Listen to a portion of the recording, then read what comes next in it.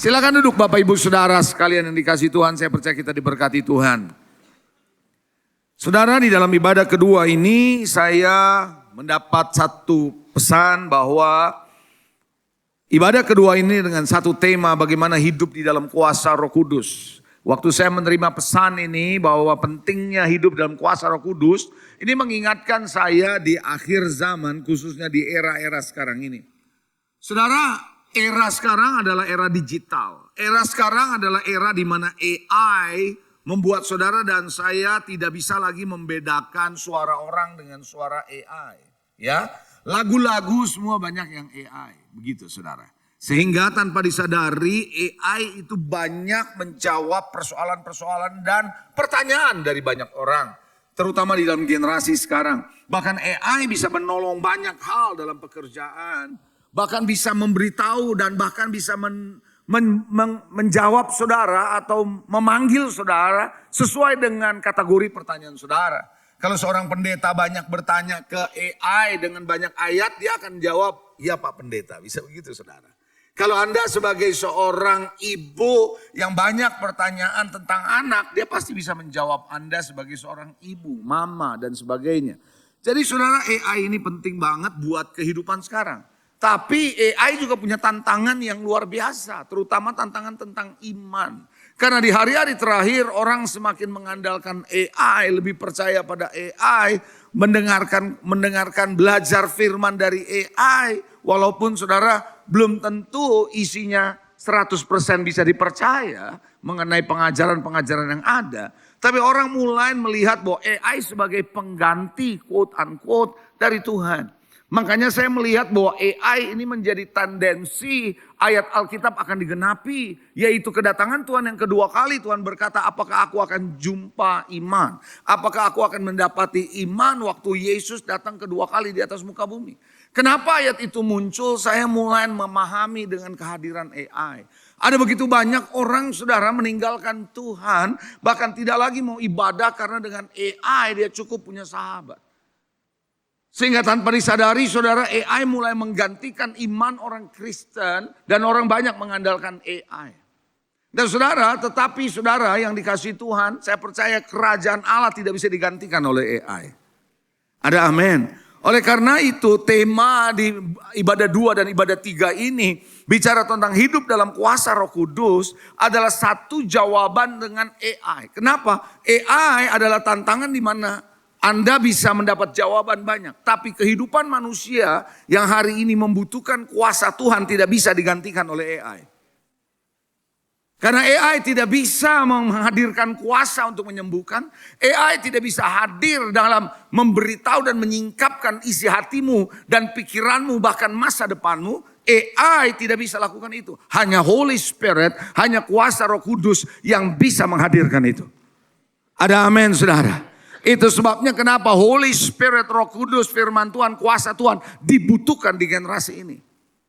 Saudara, itu sebabnya di gereja kami, mulai dari sekolah minggu, anak-anak kecil kami tidak hanya sekedar mengajarkan mereka melukis, gambar, aktivitas, tidak. Tapi mengajarkan mereka bagaimana mendoakan orang dan mendoakan kesembuhan. Dan jangan heran saudara, di anak sekolah minggu di gereja kami, beberapa orang sakit didoakan oleh anak-anak kecil sembuh. Saudara, sehingga orang tahu bukan anak yang menyembuhkan, bukan manusia yang menyembuhkan, tapi the power of the Holy Ghost. Kuasa daripada Roh Kudus. Nah, oleh karena itu Bapak Ibu Saudara, Anda yang hadir di gereja tiap minggu saudara, Anda mesti mengerti bahwa era sekarang ini membutuhkan kuasa Roh Kudus lebih daripada yang sebelumnya. Ya, kalau enggak orang merasa bahwa saya bisa jawaban dari AI, saudara. Oleh karena itu, saudara, kuasa Roh Kudus sangat penting. Amin, saudara. Coba sikut sebelah saudara bilang, kamu perlu kuasa Roh Kudus. Haleluya. Nah, oleh karena itu saya membuka dengan slide saya yang pertama. Tantangan gereja masa kini adalah tantangan gereja saat ini justru bukan bagaimana harus berubah, tapi bagaimana untuk tidak berubah. Saudara, banyak kali kita diajarkan untuk mengikuti perubahan. Tapi saudara, tahukah saudara, gereja memang harus berubah dalam satu dan dua hal dan beberapa hal. Tapi gereja juga harus tahu bahwa gereja tidak boleh berubah. Tidak boleh berubah dalam hal apa? Kepercayaannya dengan kuasa Roh Kudus yang masih hadir sampai hari ini. Dan belum berakhir dengan Alkitab ditulis. No, tapi kuasa Tuhan masih tetap ada. Kenapa? Kisah para Rasul kan orang baca itu belum ada kata penutup. Kenapa? Masih berlanjut sampai dengan hari ini. Itu sebabnya kenapa saudara perlu kuasa the Holy Spirit. Kuasa dari Roh Kudus. Saudara, suatu ketika istri saya dengan saya bicara. Dia bilang begini. Hari-hari ini gak semua orang bisa punya asuransi. Kesehatan maksudnya. Lalu dia berkata, bagaimana kalau jemaat yang sakit, lalu dia gak ada asuransi?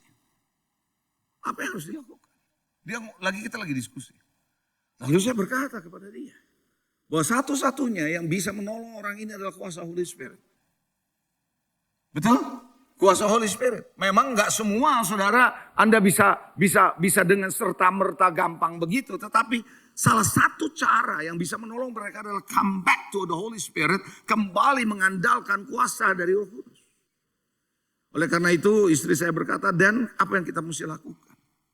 Mulai hari itu saudara, kami mulai mengadakan dari waktu ke waktu secara periodik di gereja kami. Kuasa kesembuhan, ibadah kesembuhan. Saudara yang dikasih Tuhan dalam ibadah kesembuhan itu, saya boleh melihat bagaimana ada begitu banyak orang yang mengalami kesembuhan di dalam kuasa Holy Spirit.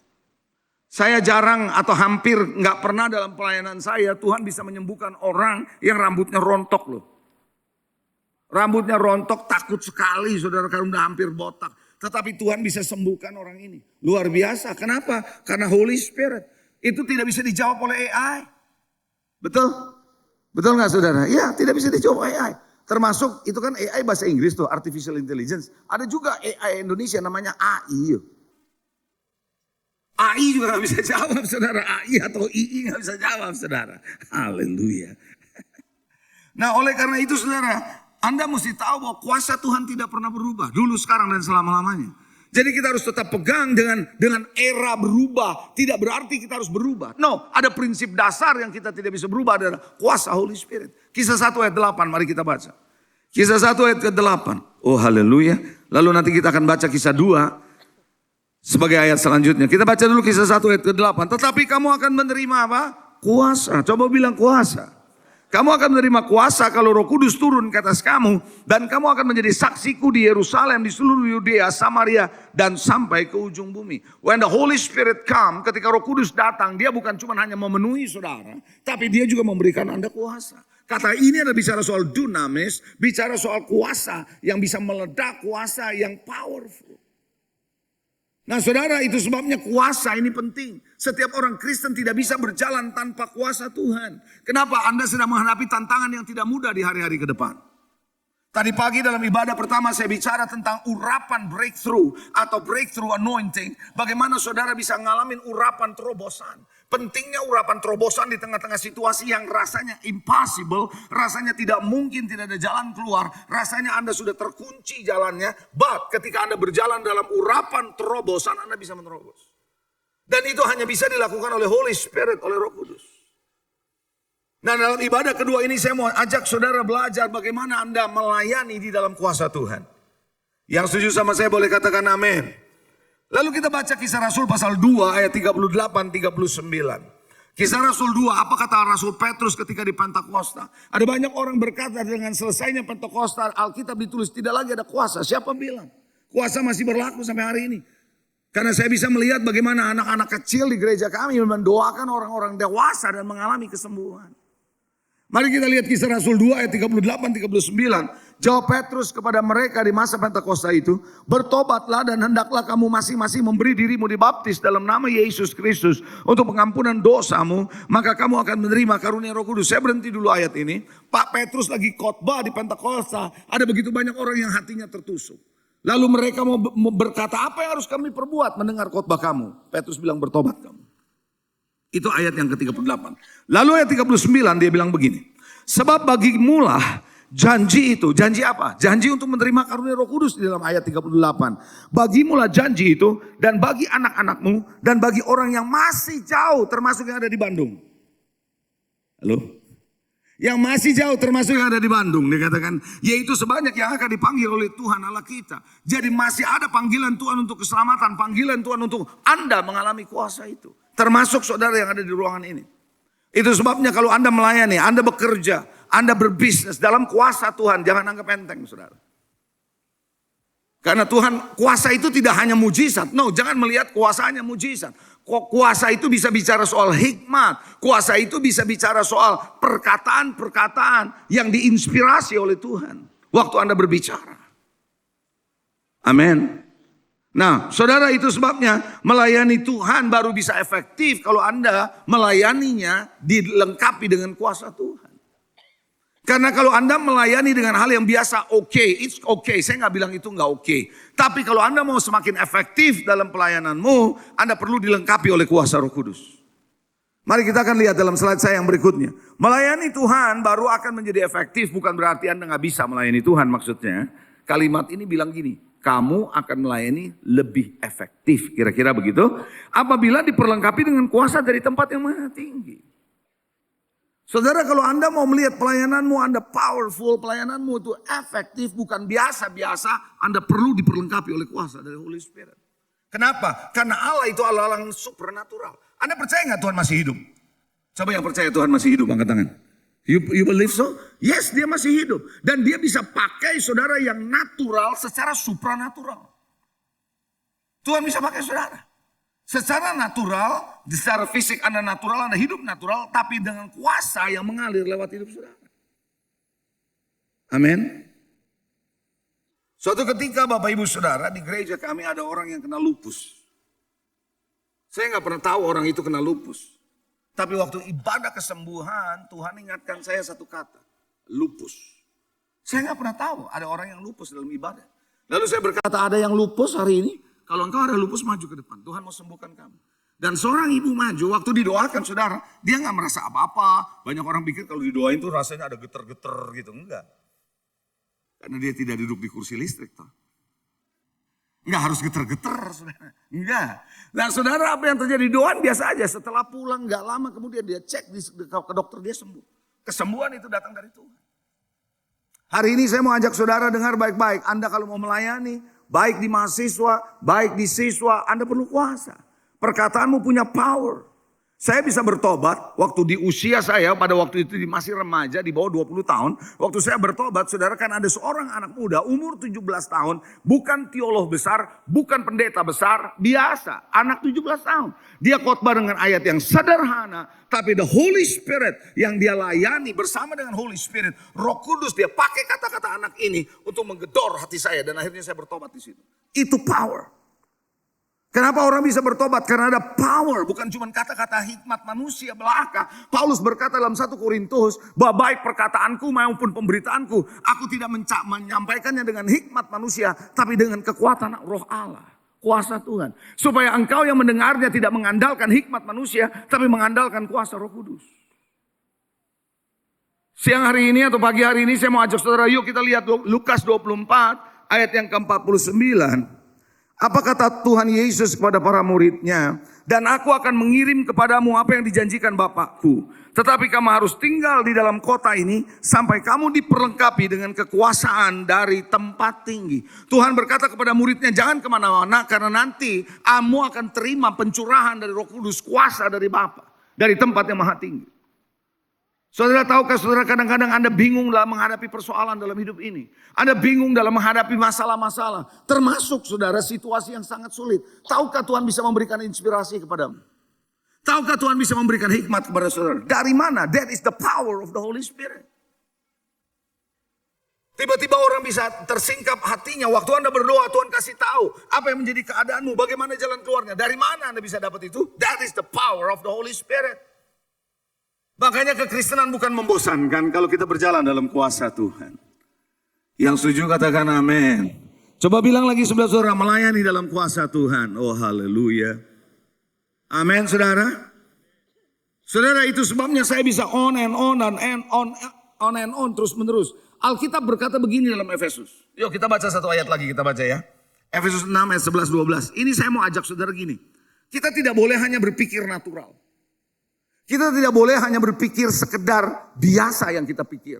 Kita harus bisa berpikir masuk dalam dimensi Tuhan. Karena dimensi Tuhan tidak dibatasi oleh dimensi alam semesta ini. Karena alam semesta jadi oleh karena perkataannya. Betul gak begitu? So dia lebih dahsyat dari alam semesta. Saya mau mengajak saudara begini. Coba belajar sebagai manusia biasa. Natural. Tapi Anda masuk dalam dimensinya Tuhan. Nah di situ Anda akan melihat. Anda punya hidup powerful. Kalau Anda bilang ya biasa-biasa dengan Anda punya cara berpikir. Anda bawa Tuhan di dalam Anda punya kebiasaan. Anda tidak melihat kuasa Tuhan. Mari kita lihat Efesus pasal 6. Saya mau ajak saudara untuk mikir sejenak. Efesus 6 ayat 11-12. Kenakanlah seluruh perlengkapan senjata Allah. Saudara pasti sudah pernah baca ayat ini bukan? Supaya kamu dapat bertahan melawan tipu muslihat iblis. Coba bilang tipu muslihat iblis. Saya mau tanya sama saudara. Iblis ini makhluk jasmani apa makhluk rohani? Makhluk roh apa makhluk jasmani? Makhluk roh. Anda tidak bisa lihat. Tapi realitasnya ada. Saudara Anda mesti tahu begini ya. Yang gak kelihatan bukan berarti gak ada loh. Setuju gak? Saya ulang ya. Barangkali Anda gak dengar omongan saya. Yang gak kelihatan bukan berarti gak ada. 2 orang doang tuh yang jawab. Saya ulangi sekali lagi. Yang gak kelihatan bukan berarti gak ada. Di ruangan ini ada gelombang suara. Ada gelombang magnetik. Anda gak bisa lihat. Di ruangan ini ada oksigen yang Anda gak bisa lihat. Betul apa enggak? So berarti saudara bahkan yang gak kelihatan di ruangan ini menentukan hidupmu. Kalau gak ada oksigen mati kita. Artinya apa? Hal yang Anda gak bisa lihat bukan berarti gak ada. Tapi justru yang gak kelihatan ini powerful. Nah Anda secara natural tidak bisa jalan naif hanya secara natural sebagai orang Kristen. Anda perlu dilengkapi oleh kuasa dari tempat yang maha tinggi. Mari kita lihat ayat yang ke-12. Tuhan bilang kenakan segala kelengkapan senjata Allah supaya kamu dapat bertahan melawan tipu muslihat iblis yang adalah makhluk roh. Karena Paulus nulis perjuangan kita saudara dan saya bukan melawan darah dan daging. Maksudnya perjuangan kita bukan cuma yang natural, yang kelihatan. Tetapi dia berkata bahwa melawan pemerintah-pemerintah, melawan penguasa-penguasa, melawan penghulu-penghulu dunia yang gelap ini, melawan roh-roh jahat yang di udara.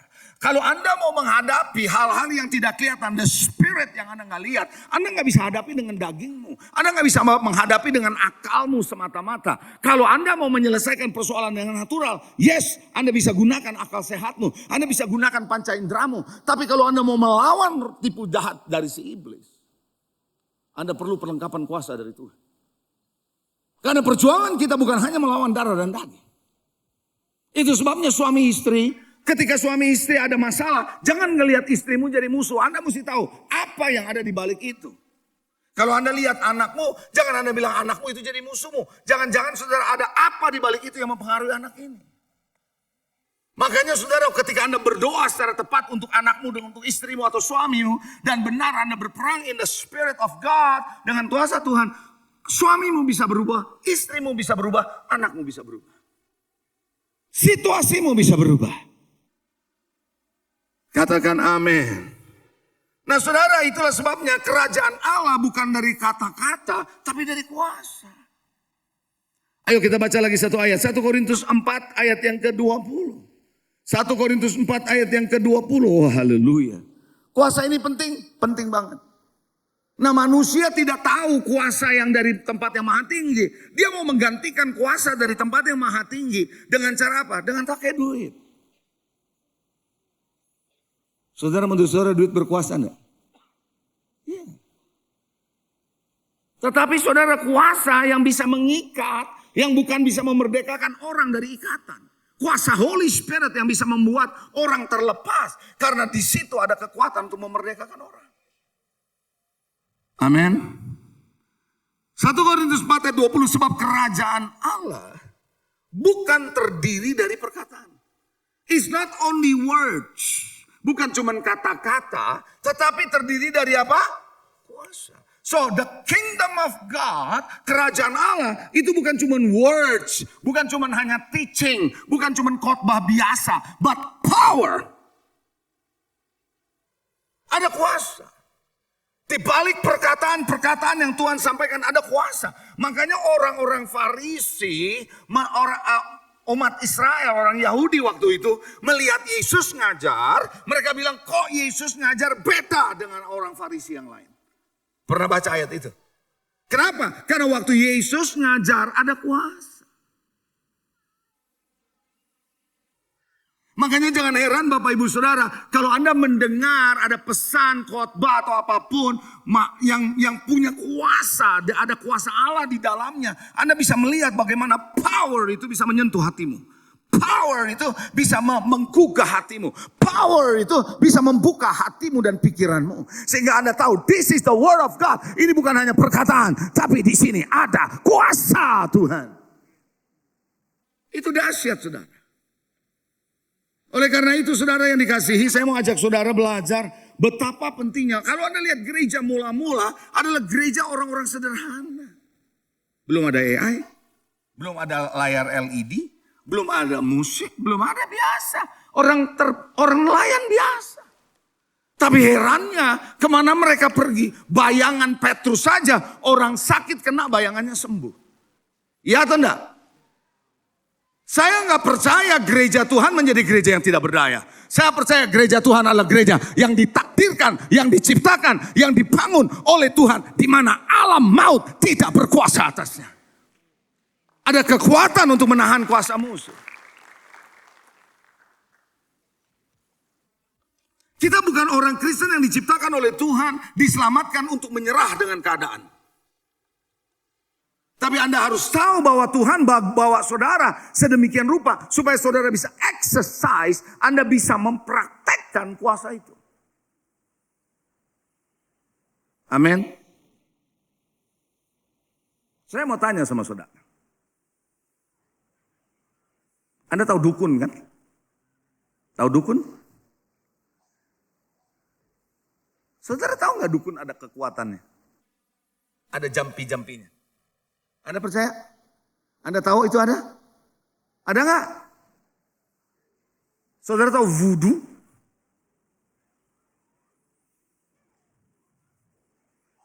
Kalau Anda lihat itu, ada. Dan kalau Anda lihat itu realitas itu terjadi, saudara pikir Tuhan itu lebih lemah dari itu? Atau lebih dahsyat? Kenapa orang Kristen melihat dukun lebih hebat daripada gereja? Karena gereja tidak pernah mengajarkan atau jarang orang Kristen disadarkan bahwa mereka punya kuasa. Haleluya. Ada amin saudara? Kalau Anda melihat dukun bisa memakai kekuatan kuasa dari kuasa gelap dan ada realitasnya. Saudara mau tahu kuasa Tuhan dan kuasa yang dari terang dari Allah itu lebih powerful dari sana. Karena di mana ada terang, gelap akan hilang.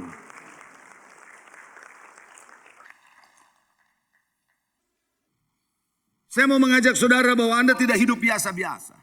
Tapi Anda harus melayani dengan kuasa. Anda harus bergerak dalam kuasa Tuhan. Yang setuju sama saya katakan amin. Makanya Tuhan berkata kepadaku telah diberikan segala kuasa di sorga dan di bumi. Yesus berkata begitu ketika dia memberikan amanat agung. Pergi. Kenapa? Karena kuasa itu aku sudah diberikan oleh Bapa di sorga. Baik yang di bumi, baik yang di sorga. Ada di tanganku. Sekarang aku berikan engkau kuasa. Pergi. Karena ketika engkau berkata-kata, ketika engkau melayani, di situ kuasaku menyertai. Coba bilang sebelah saudara gini, nggak ada Kristen biasa-biasa. Oh haleluya. Amin. Apalagi di bawah nominal. Saudara Anda merasa tidak berdaya, nggak ada. Karena Tuhan tidak mati di atas kayu salib, mencurahkan Roh Kudusnya hanya untuk mendapatkan gereja yang lemah. Nggak ada. Tapi dia mati di atas kayu salib. Roh Kudus dicurahkan supaya gerejanya bangkit untuk melawan kegelapan. Makanya kita Yesaya 60 berkata, bangkitlah dan jadilah terang, karena terangmu telah terbit atasmu, dan kegelapan tidak berkuasa atasnya. Bangsa-bangsa akan berduyun-duyun datang kepada terangmu. Coba bilang lagi sebelah saudara, kamu ini dahsyat tahu, coba bilang gitu. Dahsyat, cuman kita nggak pernah tahu ada kuasa. Saya perlu sadarkan saudara. Saudara pernah dengar sebuah ilustrasi ilustrasi ini cukup terkenal sih, udah lama sering disampaikan. Mungkin Anda sudah pernah dengar, kalau Anda pernah dengar gak apa-apa, mengulang aja. Ada seorang lagi naik kapal menuju ke sebuah pulau di Indonesia. Dia beli tiket, tapi dia udah gak punya duit. Dia hanya beli aqua botol, beberapa botol besar. Dalam perjalanan untuk dia minum saja, gak bisa makan. Di kapal itu disediakan makan siang. Dan dia gak pernah mau makan siang. Karena dia udah gak punya duit. Sehingga si yang di kapal itu, petugas di kapal suka perhatikan orang ini kok gak pernah keluar kamar. Satu ketika dia curiga. Jangan-jangan dia kenapa nih gak keluar kamar. Dibuka kamarnya. Ini kira-kira udah deket sampai ke pulau tujuannya. Tempat tujuannya di Indonesia ya. Pak, kenapa Bapak gak keluar makan? Dia bilang saya gak ada duit. Jangan saya gak makan, saya minum aja. Jadi puasa dengan minum. Coba Bapak boleh saya lihat tiketnya. Dikasih lihat tiket dia beli. Dia gak pernah perhatikan tiketnya. Karena di tiketnya itu ada tulisan yang kecil di bawahnya. Catatan. Tahu saudara catatan yang di bawahnya apa? Tiket ini sudah termasuk makan. Paham gak? Dia bilang ini udah termasuk makan Bapak. Jadi Bapak naik aja tinggal makan, tunjukkan tiket gak bayar. Oh begitu. Hanya tinggal 1-2 hari lagi dia nyampe, saudara, dia baru tahu. Berapa banyak orang Kristen gak pernah tahu. Waktu Anda terima Roh Kudus, waktu Anda terima Yesus, ada kuasa di dalam diri saudara dan saya. Jangan sampai udah deket mati baru tahu. Ya, gue baru tahu. Dari sekarang kita tahu. Yang setuju katakan amin. Sehingga Anda tahu, you are powerful. Makanya kenapa Paulus berkata, aku cakap menanggung segala perkara di dalam Kristus yang memberi kekuatan. Karena ada kuasa di dalam Tuhan.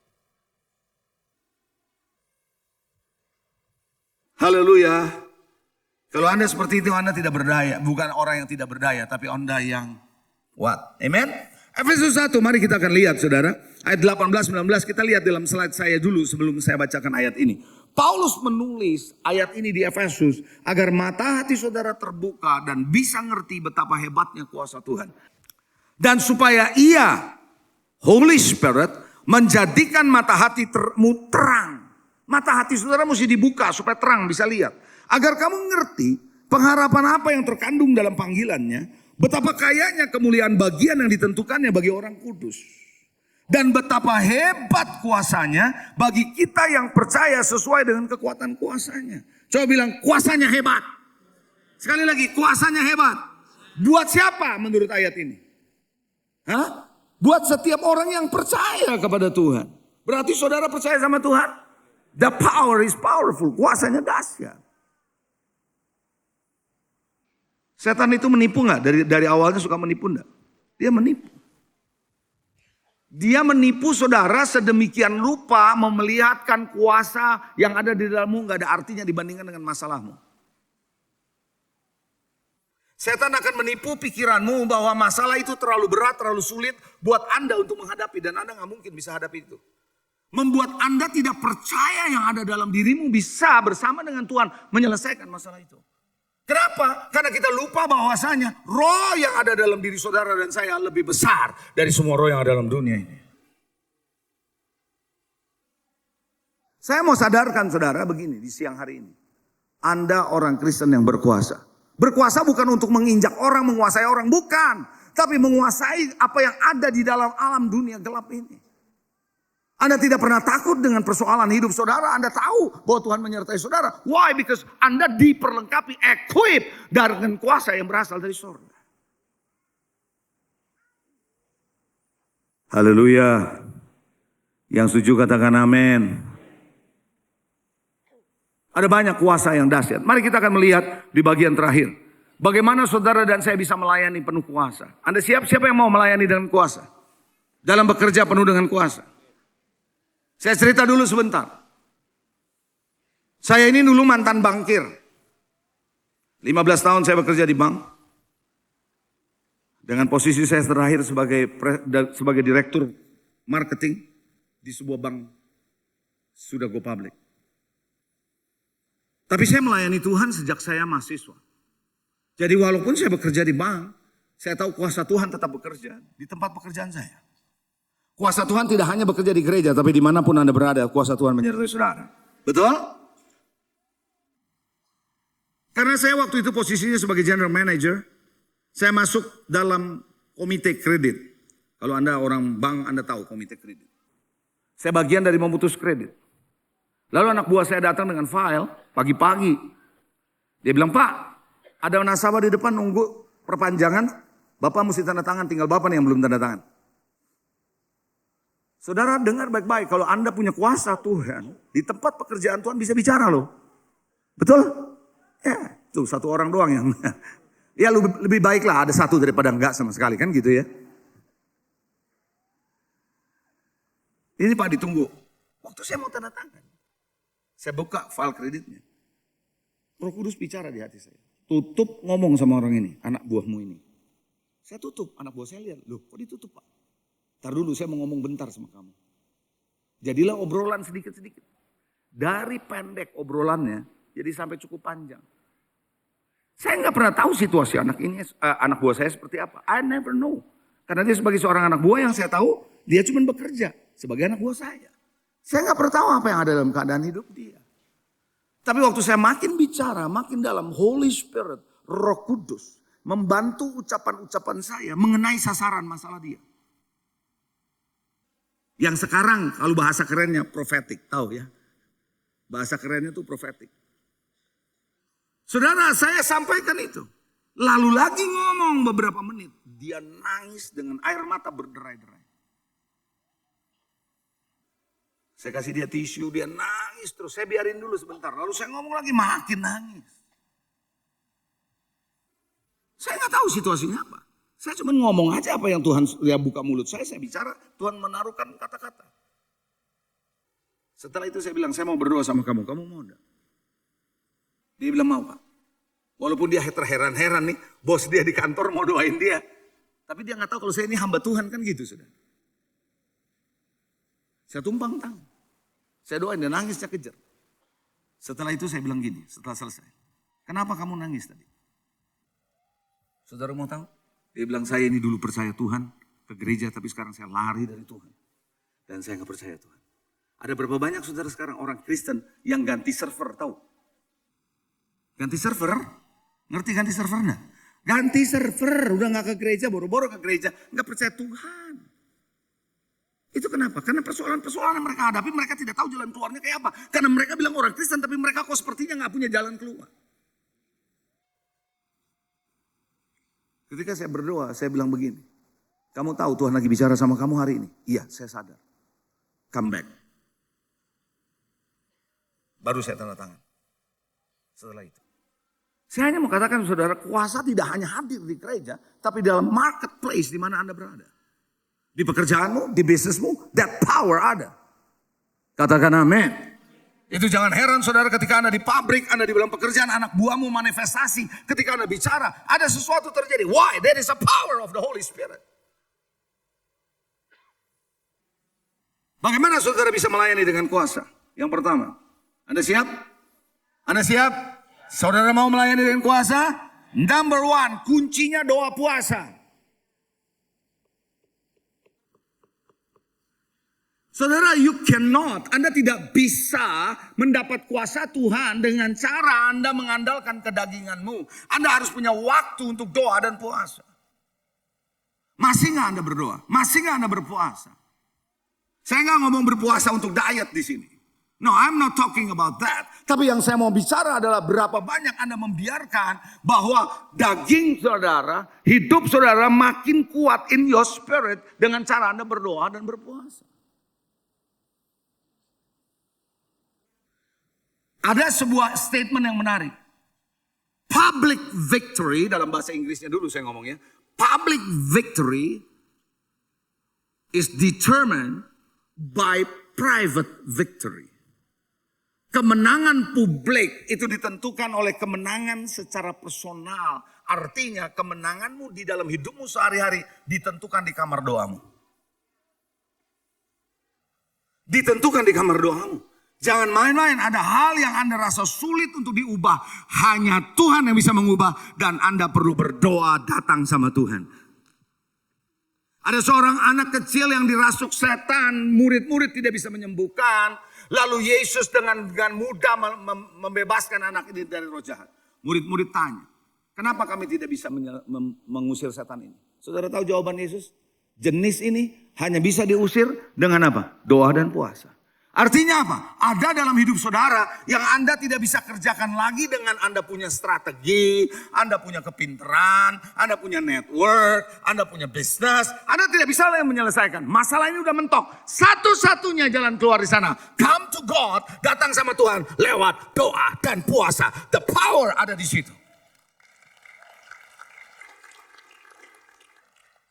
Gak ada orang Kristen gak berdoa. Kalau Anda mau ngalamin kuasa.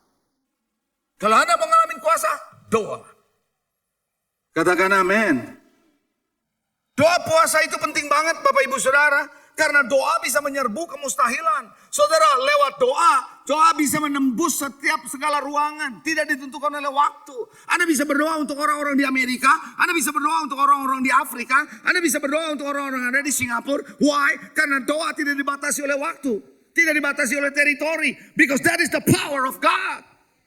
Waktu Anda berdoa, surga bergerak buat saudara. Katakan amin. Tanya lagi sebelah saudara, masih doa enggak kamu? Puji Tuhan. Ada orang bilang saya doanya 3 kali Pak. Makan pagi, makan siang, makan malam. Oh haleluya, itu doa makan.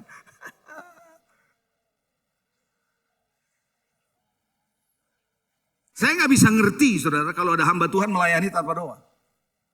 Saya nggak bisa ngerti. Saya nggak bisa ngerti kalau ada pelayan Tuhan tidak pernah berdoa tapi melayani. Anda akan melayani dengan kenaturalanmu. Anda tidak melayani dengan power of the Holy Spirit. Karena ketika Anda berdoa, saya percaya surga akan bergerak buat saudara. Katakan amin. Yang kedua, kalau Anda sudah berkeluarga, apalagi, yang kedua ini penting. Kalau Anda mau melayani dengan kuasa, Anda berdoa di dalam kesatuan dan kesehatian. Itu penting banget. Pray in unity. Pray dalam kesatuan hati. Itu penting. Suami istri harus sehati. Amin. Saya bersyukur punya seorang istri yang kuat berdoanya. Dia sebagai sama-sama dengan saya dimulai pelayanan di mahasiswa. Jadi dia ngerti pergerakan Tuhan. Saya bersyukur di hari-hari tertentu di rumahnya, di rumah saya kalau lagi nggak terlalu banyak tugas, dia baca firman, dia belajar firman. Kesatuan hati bersama dengan istri dan anak-anak. Terutama ketika anak-anak saya masih kecil-kecil. Yang namanya doa bersama di dalam keluarga. Walaupun saya belum full time waktu itu, saya masih bangkir. Saya tahu kuasa doa. Saya tahu kebersatuan, kesehatian dalam keluarga penting untuk menjawab masalah-masalah rumah tangga. Pertanyaan saya, kalau Anda suami istri Kristen, masih doa nggak bersama? Kalau Anda keluarga Kristen, masih berdoa nggak? Tapi kita mengharapkan mujizat terjadi yang benar aja. Anda mengharapkan bahwa Tuhan intervensi apa yang menjadi masalah-masalah affair in your house, in your family, masalah-masalah dalam keluargamu. Suami istri harus berdoa. Suami istri harus tahu isi hati Tuhan.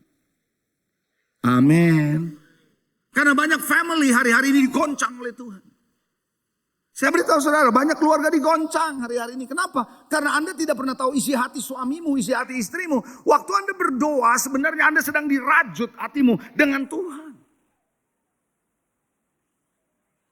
Paling tidak Anda harus punya waktu berdoa dengan suami dan istrimu.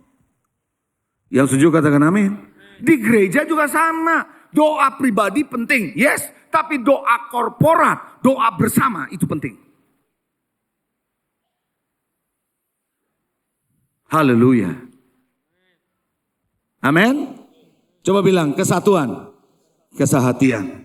Saudara tahu nggak saudara, sebelum saya tutup dengan poin ketiga. Saudara tahu nggak saudara, di menara Nimrod, itu bukan Tuhan yang suruh mereka untuk bangun menara. Yang tingginya sampai ke langit. Tuhan nggak suruh. Tapi mereka satu bahasa.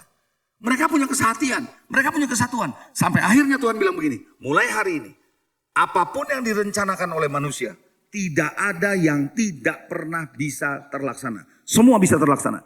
Hanya karena kesatuan. Karena mereka punya kesatuan visi, mulai satu kesatuan keinginan, bisa terjadi. Apalagi kalau Anda bersatu di dalam Tuhan. Itu lebih dahsyat. Ajak suamimu berdoa, ajak istrimu berdoa, ajak anak-anakmu berdoa. Yang setuju katakan amin. Jangan bilang kamu aja yang berdoa, saya nggak berdoa. Bagaimana saudara? Kalau Anda lagi masalah di keluarga, lagi berat, berdoa bersama-sama.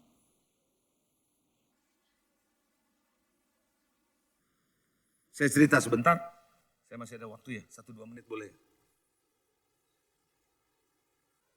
Saya kenal seorang CEO di Batubara. Di sebuah grup besar di Indonesia. CEO ini anak Tuhan. Dia bersaksi di gereja kami. Setelah dia memutuskan untuk keluar, bosnya udah tahan dia tidak boleh keluar. Karena dia sebagai CEO yang cukup membawa perusahaan pertambangannya cukup besar. Dia bersaksi sama saya. Suatu hari Pak, saya lagi stres berat di pekerjaan. Tahu sendiri di tambang, Anda tahu lah kalau Anda yang bisnis tambang. Tekanannya luar biasa. Saya udah stres minta ampun, nggak tahu bagaimana caranya menyelesaikan. Dengan pengalaman saya nggak bisa. Akhirnya saya cuma ajak istri saya. Karena dia suami istri sama-sama bersama dengan saya juga dulu dalam masa kegerakan tahun 79-80-an. Berdoa mereka bersama-sama. Tiba-tiba istrinya berdoa. Di dalam doanya, di dalam bahasa roh dia berdoa. Tiba-tiba Tuhan memberikan pengertian kepada si suami. Apa yang didoakan istrinya, itulah masalahnya. Dan suaminya nangis setengah mati saudara waktu itu. Tiba-tiba istrinya berdoa dalam bahasa Indonesia. Dan itu adalah sama persis dalam situasi suaminya. Padahal suaminya belum pernah cerita sama istrinya. Di situ dia mendapat kekuatan. Dan Tuhan menyelesaikan persoalan yang kelihatannya sulit. Bisa selesai. Karena ada the power of the Holy Spirit.